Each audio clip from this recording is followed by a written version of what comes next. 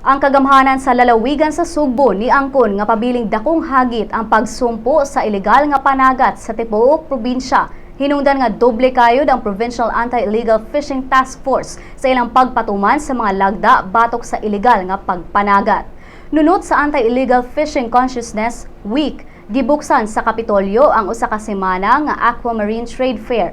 Din gi-showcase sa nagkadaiyang lugar sa Sugbo ang mga produkto nga gikan sa dagat. Lakip sa mga gipakita sa trade fair mao ang buwad, tempura, ginamos ug uban pa. Mato ni Gobernador Hilario Davide III nga nitutok ang task force sa amihanang bahin sa lalawigan sanglit didtuman ang grabing pagsiaw sa ilegal nga panagat. Si Provincial Anti-Illegal Fishing Task Force retired Colonel Romeo Tapayan niingon nga importante nga protehean ang kadagatan aron usab makatabang sa mga gagmay mananagat ug ma-preserve ang kaabunda niini.